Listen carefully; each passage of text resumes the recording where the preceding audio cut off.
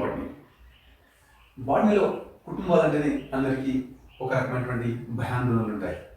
కాబట్టి వారందరి కొరకు సులువైనటువంటి విధానంలో వాటిని వివరించడానికి ఈ వీడియో ఇస్తున్నాను.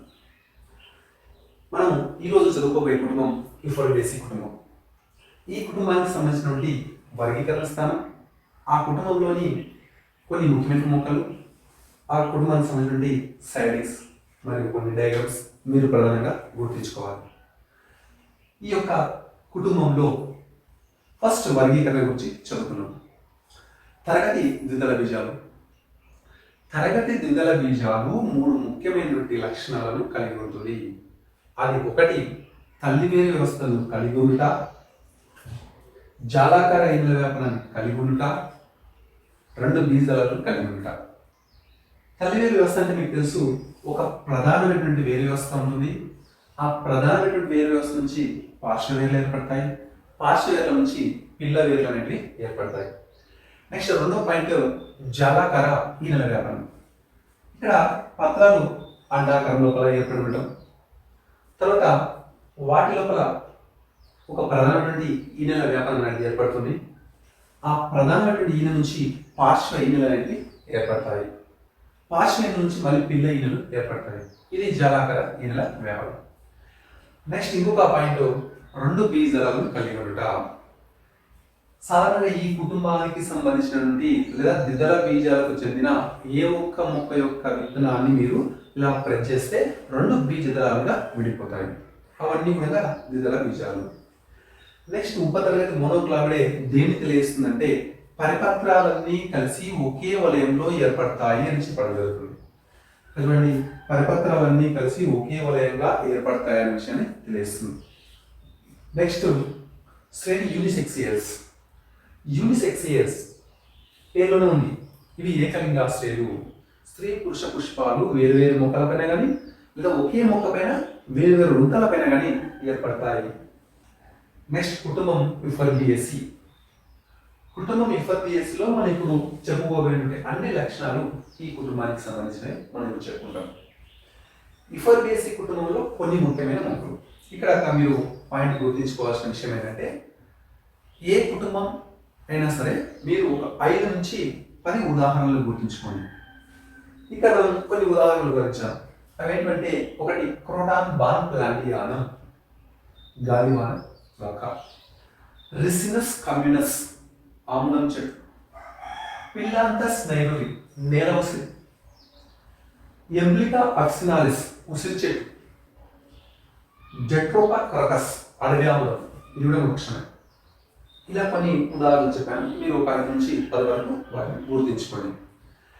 నెక్స్ట్ ఆ కుటుంబానికి సంబంధించినటువంటి సైడింగ్స్. ఈ కుటుంబమే కాదు, మీరు ఏ కుటుంబం గురించి చదివినా ఈ సైడింగ్స్ మాత్రమే ఉంటాయి. కాబట్టి మీరు మరీ చెప్తున్నా ఈ సైడింగ్స్ మీరు ఇదే వరుస క్రమంలో గుర్తించుకోవడం ద్వారా ఏ కుటుంబాన్నైనా సరే వివరించడానికి అనుకూలంగా ఉంటుంది. ఫస్ట్ ఆవాసం.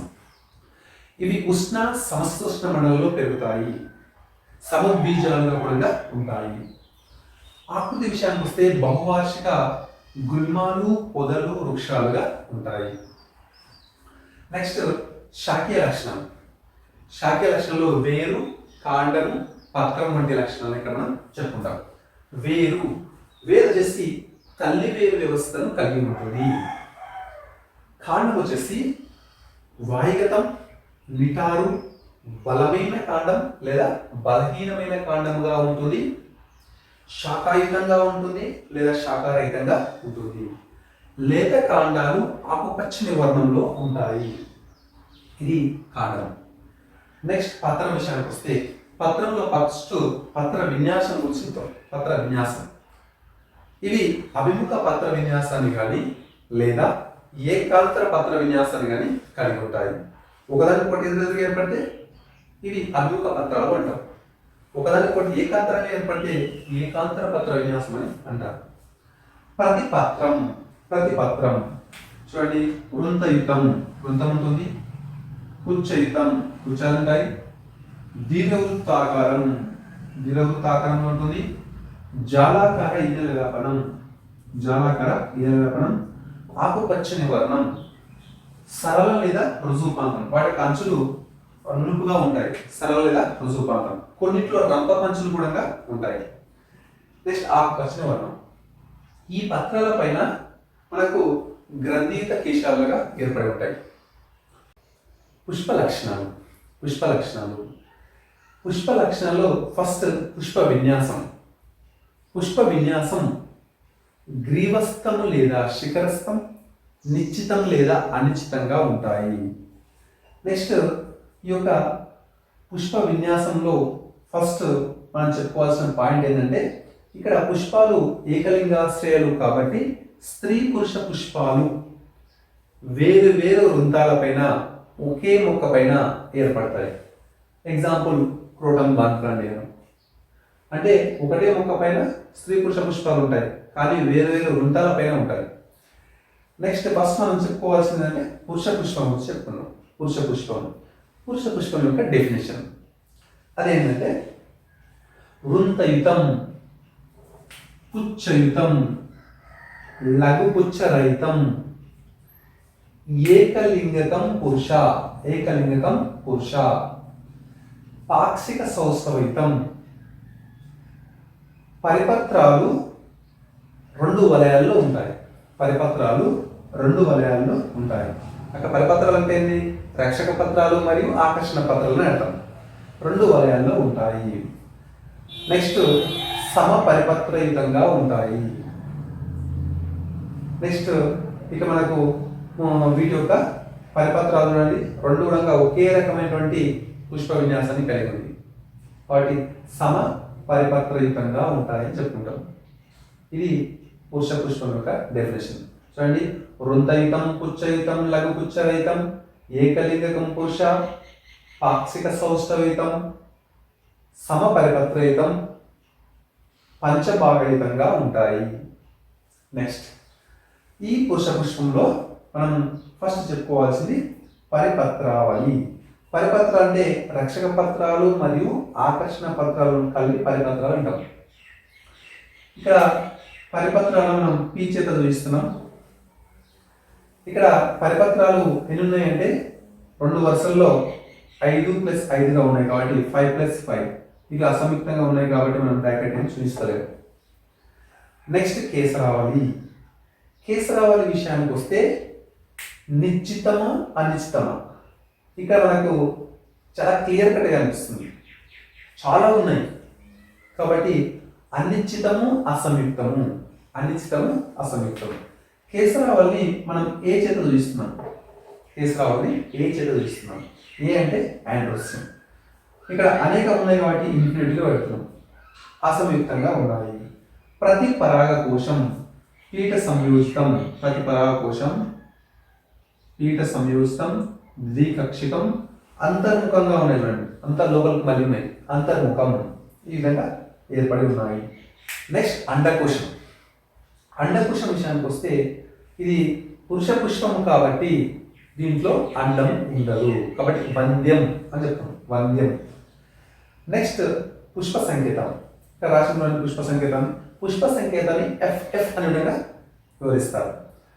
అక్కడ ఫ్లోరల్ ఫార్ములా FF అంటే ఫ్లోరల్ ఫార్ములా. BR పుచ్చయుతం, EBRL లఘుపుచ్చ రహితం, ఏకలింగకం పురుష అరమార్క్ మాత్రమే ఉంది కాబట్టి ఏకలింగం పురుష. పర్సంటేజ్ లాగా ఉంది కదా, పాక్షిక సౌష్ఠవయుతం. పరిపత్రాలు చూడండి రెండు వలయాల్లో ఉన్నాయి కదా వాటి P5+5 అసంయుక్తం. ఏ ఇన్ఫినిటివ్ అంటే కేసరాలు అనేకము అసంయుక్తం. నెక్స్ట్ G0 ఇక్కడ ఇది పురుష పుష్పం కాబట్టి అండాశయం ఉండదు కాబట్టి 0 రాస్తున్నాం. ఇది పుష్ప సంకేతం. నెక్స్ట్ స్త్రీ పుష్పం యొక్క డెఫినేషన్ చూద్దాం. వృంతం ఉంది, పుచ్చయుతం పుచ్చాలు ఉంటాయి.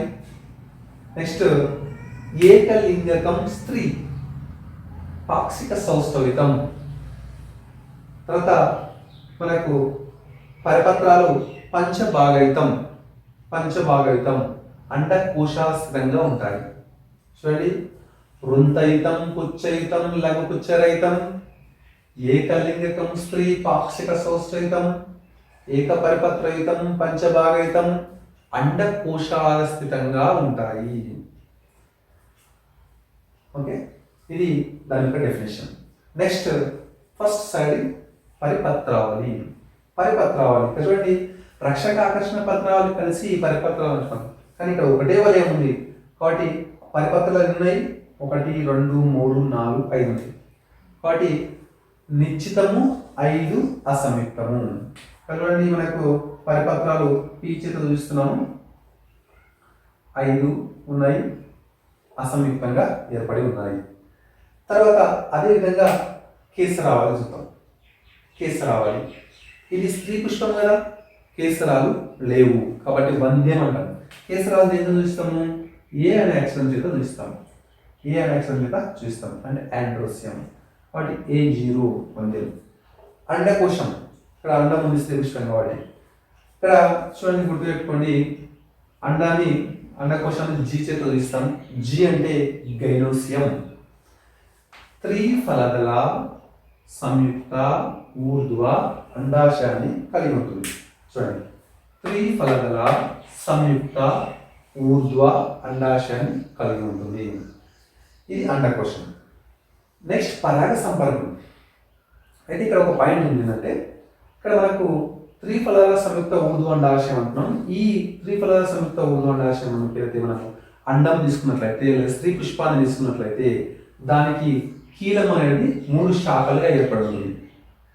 ఈ కీలము 3 శాఖలుగా ఉండి వాటి యొక్క చివరలు మళ్ళీ ద్విభాజి శాఖీభవనాన్ని చూపిస్తాయి, ద్విభాజి శాఖీభవనాన్ని చూపిస్తాయి.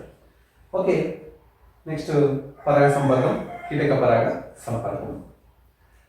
ఫలం విషయానికి వస్తే షైజోకార్, బాగా గుర్తుంచుకోండి, షైజోకార్.